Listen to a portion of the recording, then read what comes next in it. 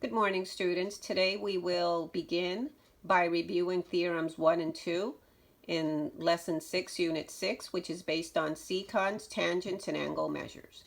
First of all, let's take the opportunity to review what a tangent line is.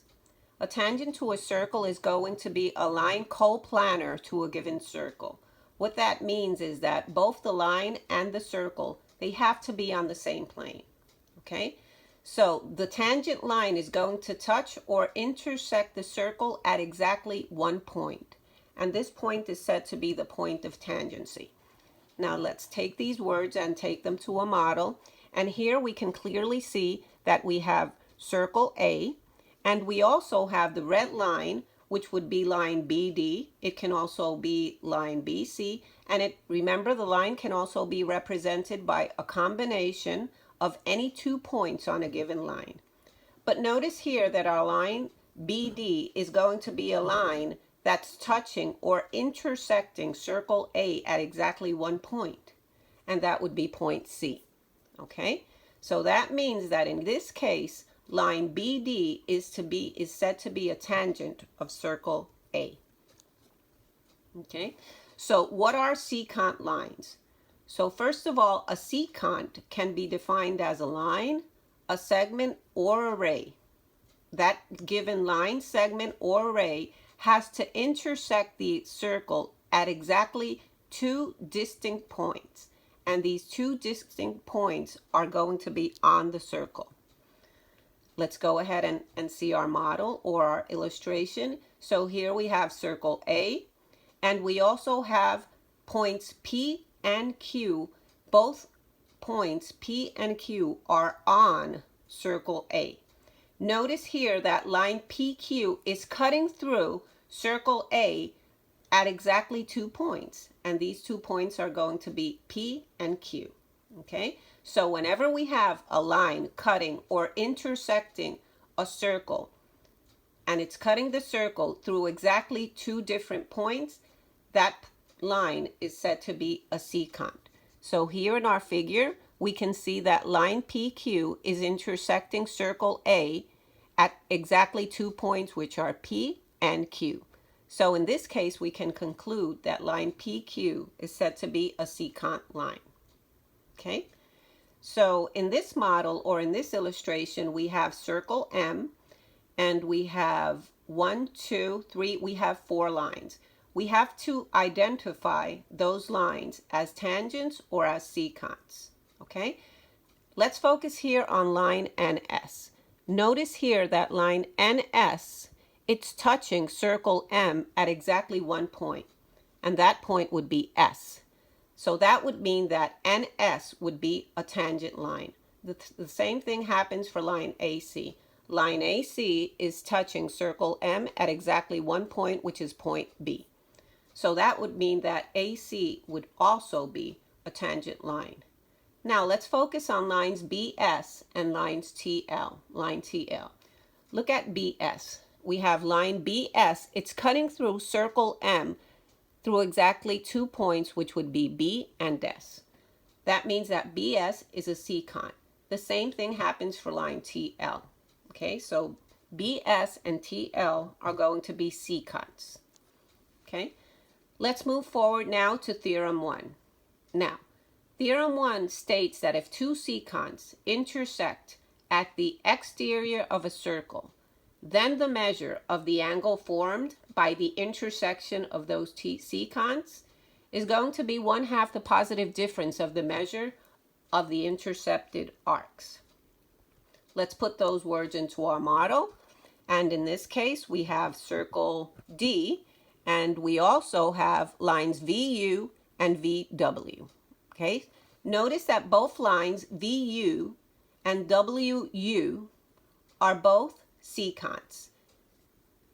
They're cutting through the circle at 2 distinct points, but they're also intersecting, both of those secants, they're intersecting at the exterior of the circle at point U, which is right here.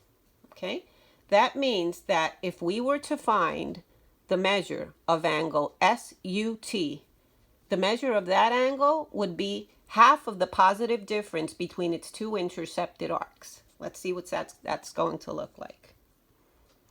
Okay, so here we take the example of circle T. We have two secants, which would be VU and WU. They're both intersecting outside of the circle at point U. That means that the measure of angle SUT is going to be half of the positive difference between the two intercepted arcs, which are VU and ST. So if we substitute the measures of the arcs, of the given arcs, it's going to be half. Measure of arc VU, it's going to be 140 degrees, minus the measure of arc ST, which is 30 degrees. So if we take half of the difference between the two intercepted arcs, it's going to be half of 140 minus 30, which is equal to half of 110, which is going to be equal to 55 degrees. Okay?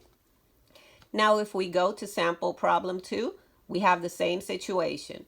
We have a circle and two lines. The three are on the same plane. Now the two lines are going to be two secants, and they are intersecting at the exterior of the circle exactly at point F. So here we have to find the measure of angle GFH. By definition, we know that the measure of angle GFH is going to be half of the positive difference between its intercepted arcs, which would be JK and GH. So if we substitute the given information we have, it's going to be half of the measure of arc JK. It's going to be 110 degrees minus the measure of arc GH, which is 20. So the measure of angle GFH is going to be half of 110 minus 20, which is 90. Half of 90 is going to be 45 degrees. Now let's move on to theorem 2. Theorem 2 tells us that if a secant and a tangent intersect at the exterior of a circle, then the measure of the angle formed is also going to be 1/2 the positive difference of the measures of the intercepted arcs. Again, we take theorem 2, we take the words, and we bring it to this following model. What do we have? We have circle D, and we also have two lines. These two lines are going to be what? VS is a tangent because VS is intersecting circle D at exactly 1 point. We also have WT. WT would be a secant because it's intersecting circle D at exactly 2 points, which are going to be W and T. Notice here that both the secant and the tangent are being intersected at the exterior of the circle at point S. Okay, now how do we find the measure of the angle, which is VSW? So if we look at our example, we have the same case. We have circle D, we have a tangent, and we have a secant. So in this case, we have to find the measure of angle VSW. So again, it's going to be half of the positive difference between the two intercepted arcs, which would be VT and VW. So we simply substitute the values, and we have half of 198 minus 24, which is half of 174, or 87 degrees. Now let's finish it off with sample problem 3. We have to find the measure of angle SPQ. Notice that SPQ is an angle formed by what? It's going to be an angle formed by the intersection of a tangent and a secant.